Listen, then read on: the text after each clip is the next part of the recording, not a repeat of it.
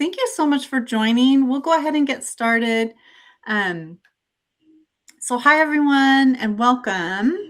For those who may be new here, my name is Lana Jean Tejas. Lana, I am a special education administrator by day. I'm a writer, speaker, and the creator of Worthy and Wild, a space centered around identity, self-leadership, reflection, growth, and the conversations many women find themselves having in midlife.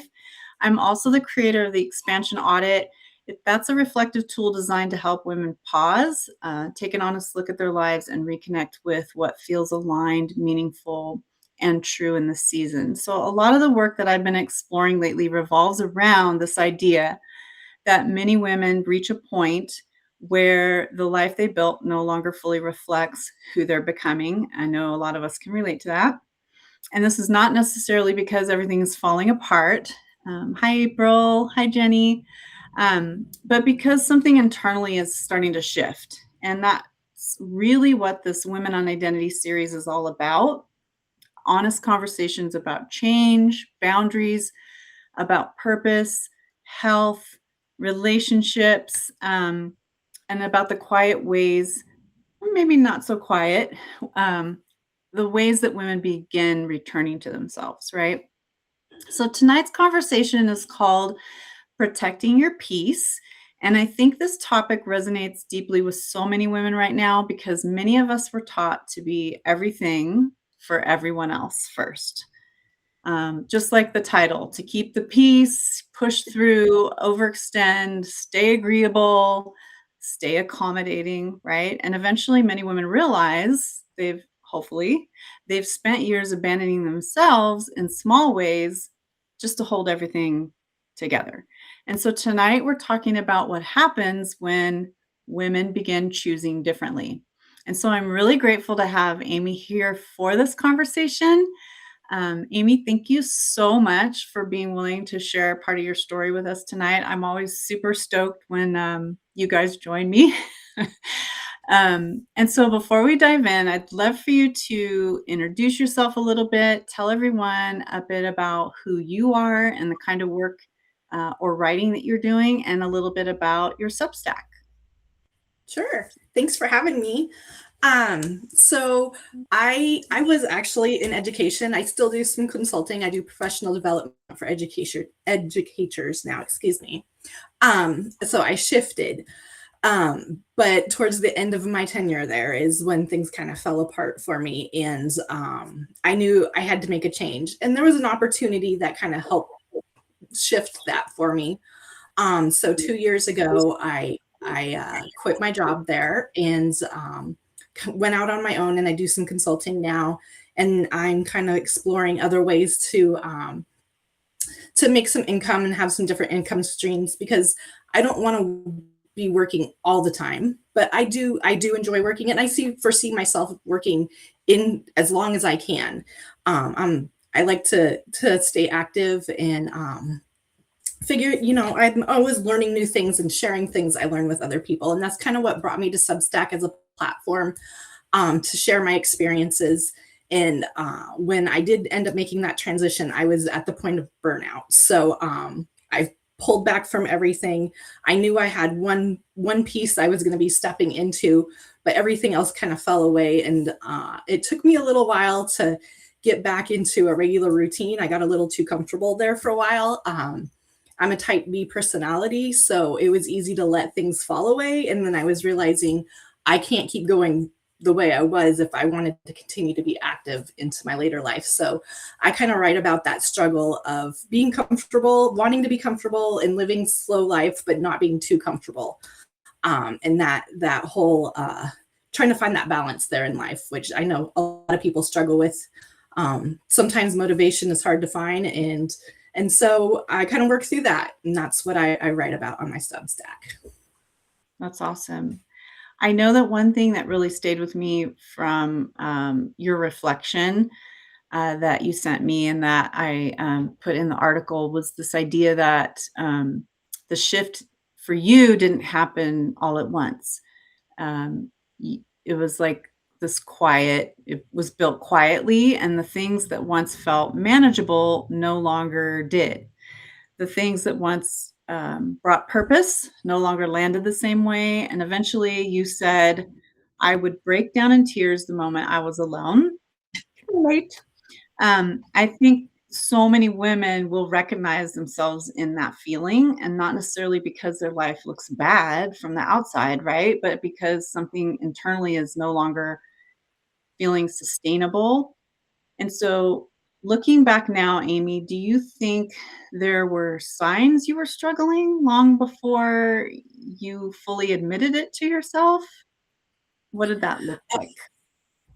Yeah, I think I attributed it. There was a lot going on in that last year of my job. I had a new administration, um, and I'm pretty sure I was fully like entering perimenopause then, and so like my hormones are crazy, and I just didn't recognize all that was going on. But um, it when like you said, when I was alone, I would start crying. I mean, but I loved the work I did, um, but it was a lot. It's an extroverted position. I was with kids all day long, hundreds of kids at a time, being on, and I did enjoy it, but I was so exhausted at the end of the day and the end of the week. I had nothing left for myself at all, but my family either. I Yeah. just sat down in the chair and I was done.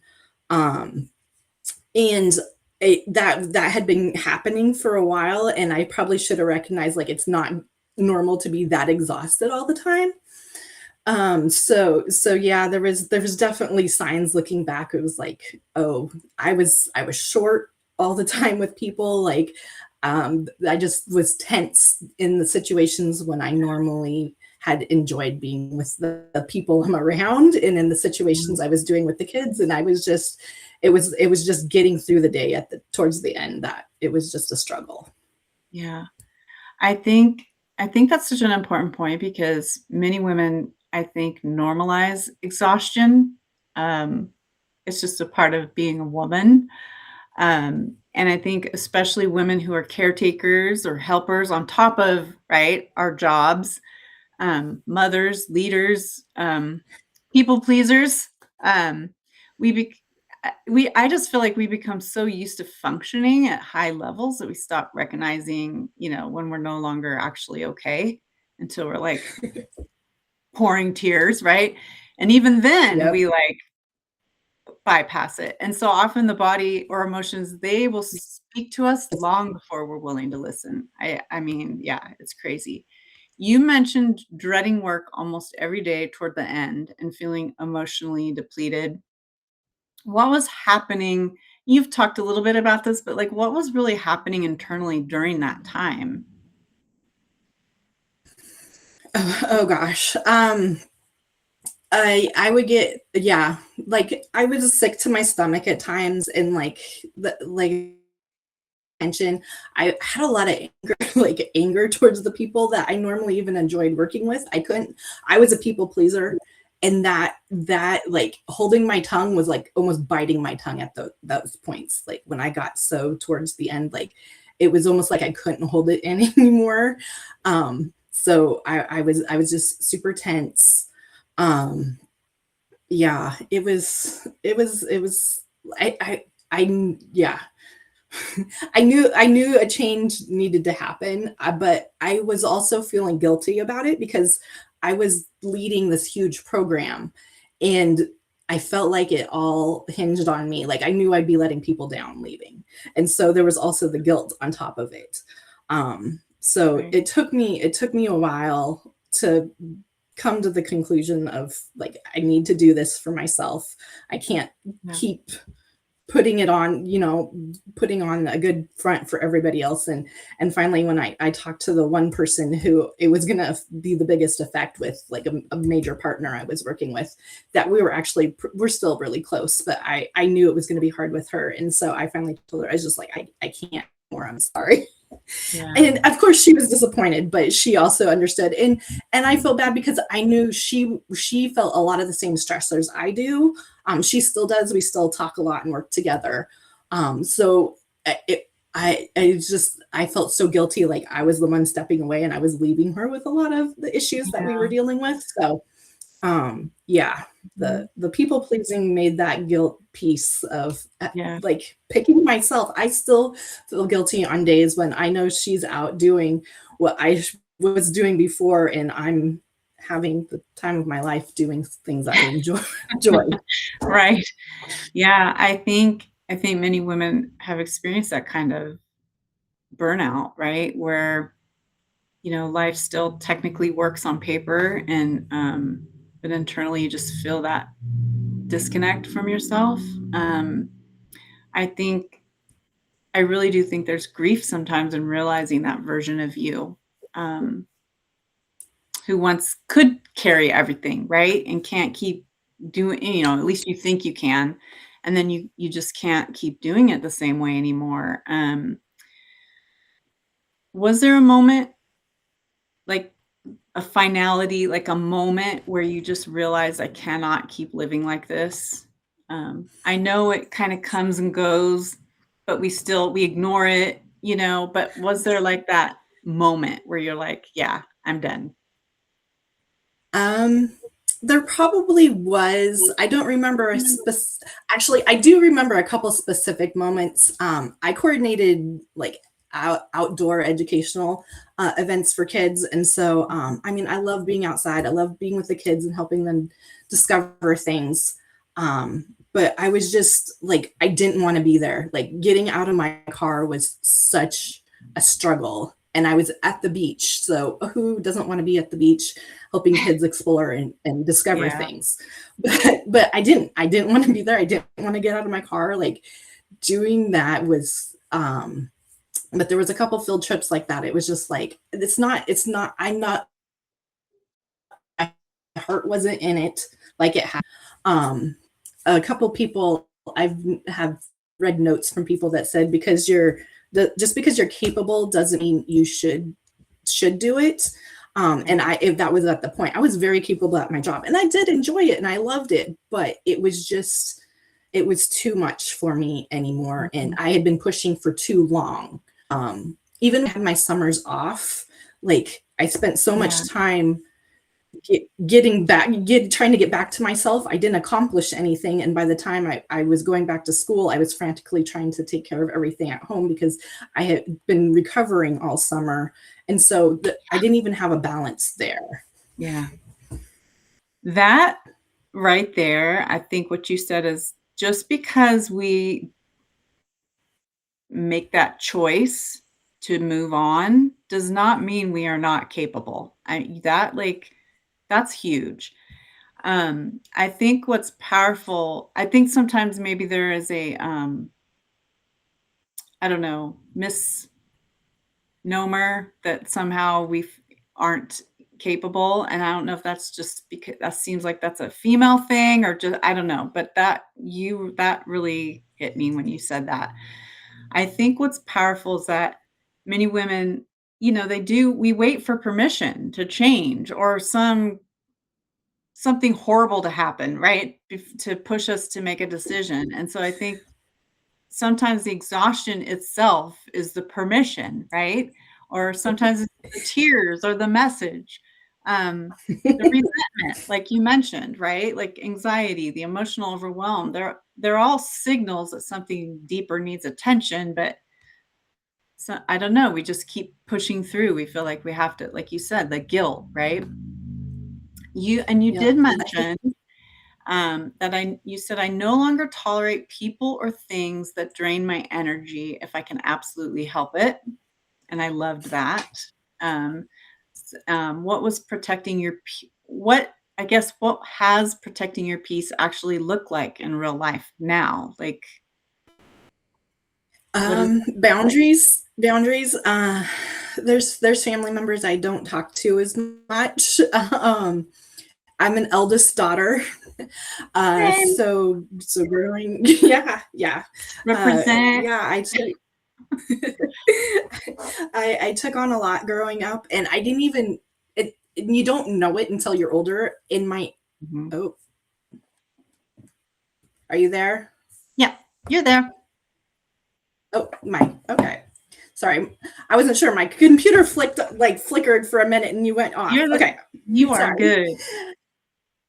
Um, yeah. So anyway, well, growing up, that's just normal because you take care of younger siblings, and Mhm. and there was always expectations in my family of how things would be, and um, I'm really close. I'm closer than I've always been close with my aunt, but we're even closer now.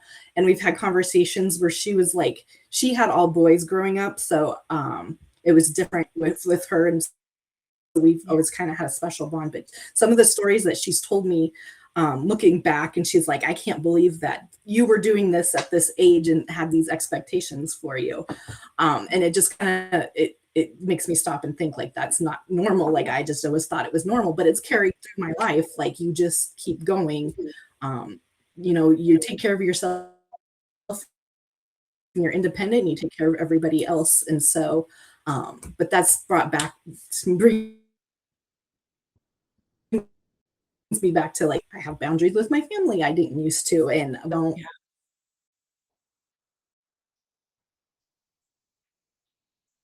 There's tension. Overall, it's what I need to not be stressed out, because when I do interact with them, um, that brings the tension into my life I don't need. And so Yeah. it's been something we're working through as we go. But yeah. Yeah. I think it's a definite work in progress too, right? It's like always I, evolving. I think midlife becomes a season where, as women, we start realizing that protecting our peace isn't selfish, which you have mentioned, and that it's necessary, right? And especially after decades, literally, of overextending, over explaining, that constant prioritizing everyone else's comfort over your own well being. Yeah. And you, as an eldest daughter and self described people pleaser, right? What has been the hardest about changing those patterns? oh, the guilt and putting myself first. But it's true what they Mhm. say. I mean, you can only, you if you don't put your own oxygen mask on first, you can't help other people. And my kids Yeah. deserved better from me, my husband deserved better from me, and even my extended family, they deserve a better me. And to have a better me, we need some space at times. So when we are together, it's better. We have better conversations, and we can get along better. So yeah. But to do that, it's because that's just how I am. It's ingrained in me. There's the guilt I've had to learn to work through, and even 2 years later, I'm still feeling guilty for things that are absolutely not my fault. I do work with a gal now, and it's so funny because she's always telling me, Amy, you need to stop saying sorry. She'll catch me. I say sorry after everything, and Yeah. it's just my default, and I don't even know I'm doing it. Mhm. But she's like, no, why are you should not be saying sorry right now. So it's helped me Yes. realize, like, how much it affects me. But It is so and she, ingrained. Yeah. yeah.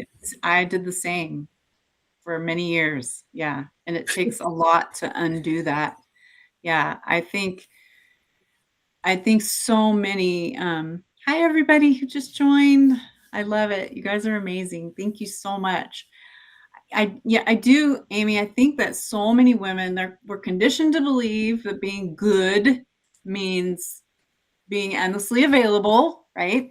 Saying no can feel uncomfortable at first because, and learning not to say I'm sorry every 5 seconds. I was guilty of that too. Um, because it can feel uncomfortable to start changing, right? It disrupts an identity we've carried forever, it feels like. So, but boundaries, like you said, often become the place where that's where self-respect begins rebuilding itself, I feel. And you definitely have shown that. And you spoke really honestly about, perimenopause and the physical and emotional shifts happening during this season. Girl, um, what surprised you most about midlife up um until this point? We know there's uh, more corners, right? But what surprised you there up until is. this point? We're just getting started.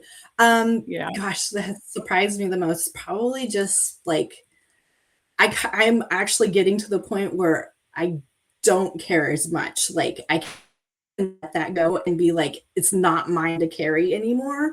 And reaching that place has taken me this long, but I'm now finally like, and with the people that I'm closest to, it's even, but with those that I'm not, it's so much easier now to be like, I'm no, yeah, I don't care. You can think what you want of me. Um, I know I'm a good person. I do I do my volunteer work.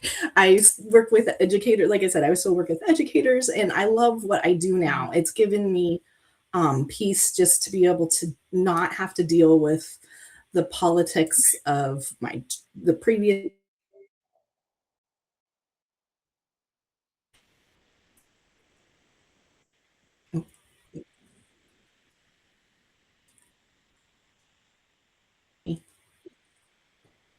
well, you're cutting out. Can you hear me? Oh, Now I there you can. are. Yeah.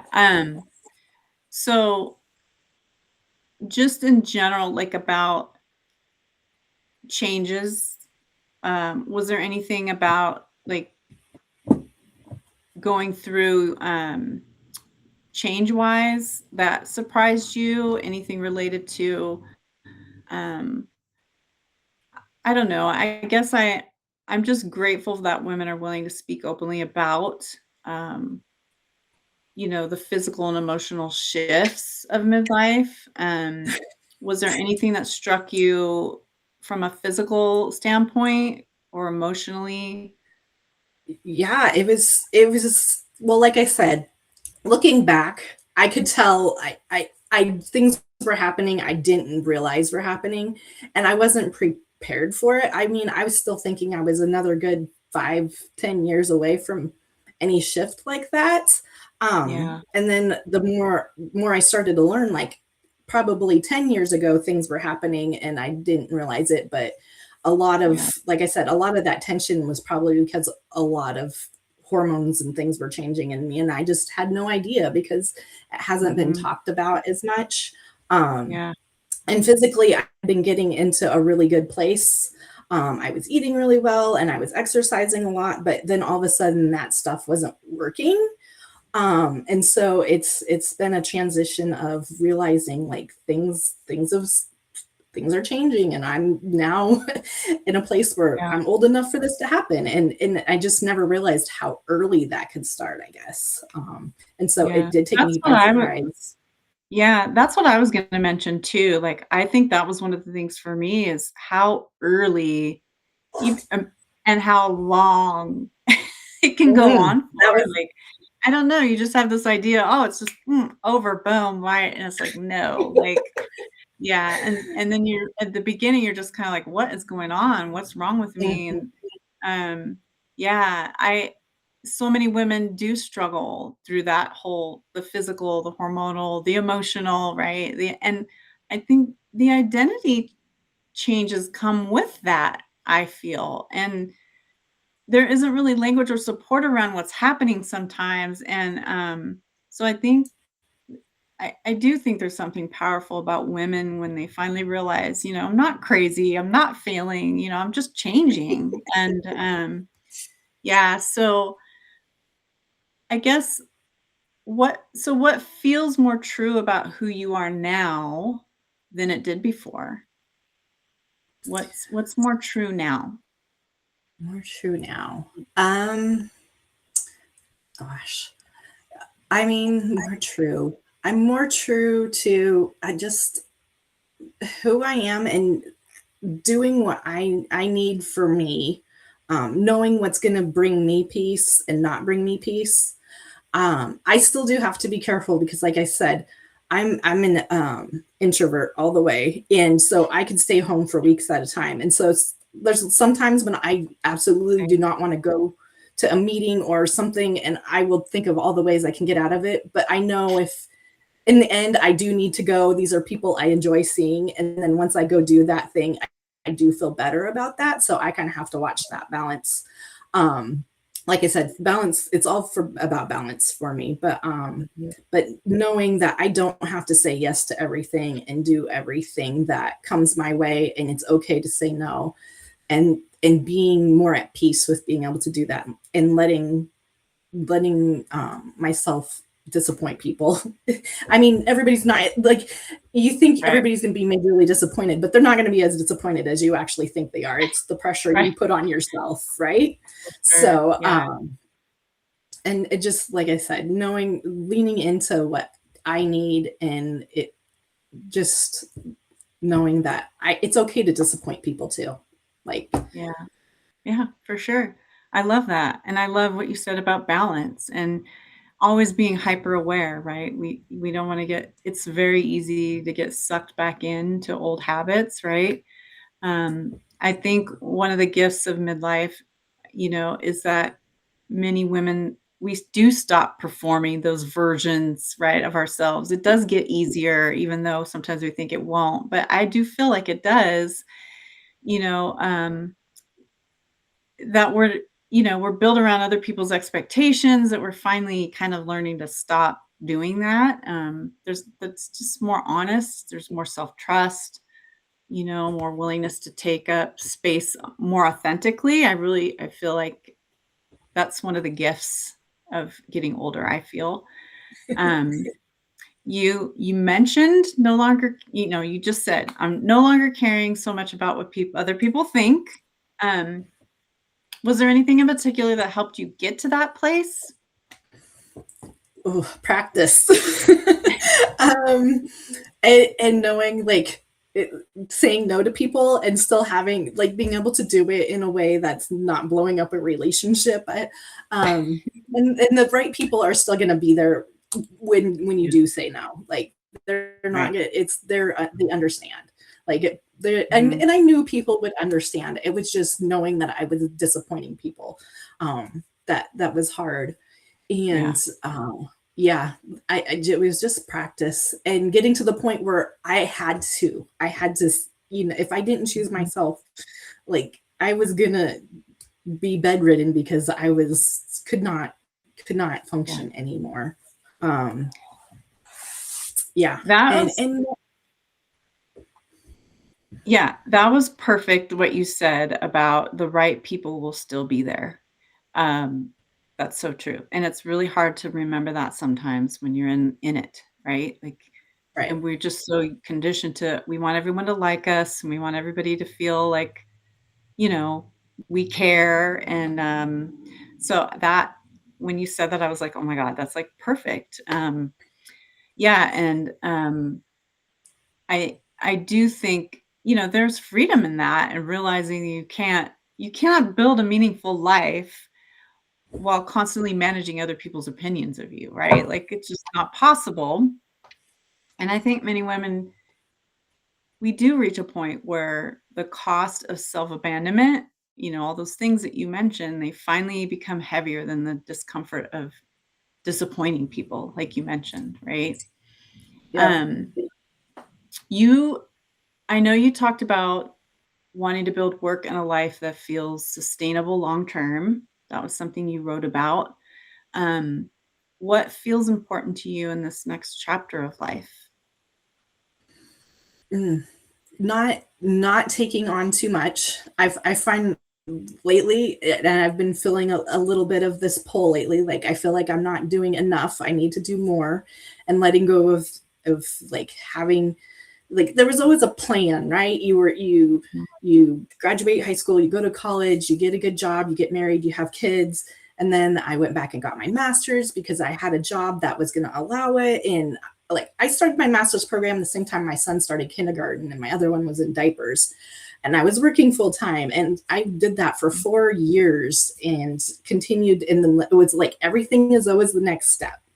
Yeah. And I feel like I stopped and pulled back, and now and everything kind of went away, and I'm slowly rebuilding, but not to rebuild too much and end up back in the same place where I was before. So finding that balance again, finding the balance of just Yeah. enough to be sustainable and to keep me active, but not too much where I'm over extending myself and taking on too much. So, yeah, lately I've been having to evaluate that because I tend to jump into things at times because it's exciting and, you want to try things. So, I need to add things slowly and make sure it's sustainable as I go. Yeah. I love that. I think, yeah, I think it's an important conversation because, many women, we're taught to think reinvention, belongs to younger people or, this and that whole overextending piece, like you're saying, like that. I was the same. I always that next thing, at the expense of, yeah, I was going through similar experiences, getting my master's while my kids are in junior high. I mean, like that was like of all the times to do that, right? But just constant go, go, go. And I think that, I think midlife can become one of the most honest and expansive seasons of life, you know, but now with more intention, because not and obviously it's not because it's getting easier, but I think because we finally start listening to ourselves, like you were saying. Um, and so I do have one final question for you. It's one I ask everybody. Um, so, if you could sit with another woman in this season, someone feeling exhausted, disconnected, overwhelmed, or just unsure, what would you want her to know? That she's not alone. Uh, it's welcome to the club. I'm so sorry, Yeah. but Yeah. it seems to be a theme. I haven't met anybody yet that has entered this period gracefully, and has it all figured out. So don't Right. don't feel bad that you don't. Um, and again, you're not alone. Sit with your feelings. I'm learning to do that so much more now. Like, why am I feeling this way? What is Right. happening? Um, there's always been ups and downs, but more recently I've been able to track it better. Like I have, because Mhm. I go on walks, don't put the headphones in, I'm getting outside, I'm moving, and then just kind of thinking over what's been happening. And I realized I have intervals when I have projects due and I turn projects in, but there's always like a sprint at the end when I do them. And then that next day, I always have this huge drop and I have no energy. And I realized it took me a little while to realize that I'm having this because of these projects get taken off my plate, but I have all that energy to reach the finish line, Mhm. and then I kind of have that adrenaline dump afterwards. But Right. I'm like realizing I would have never realized that before. I'm just like, oh, it's another bad day. We have ups and downs, but no, there's things that cause it, and we can sit with ourselves and pay attention. We can realize what's going on. So now I know those days after are going to be like that, and I schedule myself lighter and I allow myself to have a little more time, and I'm a little more gentler with what I have going on. So but yeah, just we'll get through it. I mean, Yeah. I've been through some shit in my life. I'm still Mhm. here and I'm still going through it, and we Yeah. all have. And it's yeah. Yeah. I think that was really, that was perfect. Beautiful reminder. And I do think, protecting your peace is not about shutting the world out, right? Like you mentioned, it's about staying connected to yourself. Hopefully people by listening and jumping on these, they learn to listen soon a little sooner, right? Honoring their limits, trusting our bodies and our emotions, um, and what they're trying to tell us, and understanding that our needs matter, too. Um, I do just in closing, Amy, do want to thank you so much for being willing to share your story and your honesty tonight. I really do appreciate it.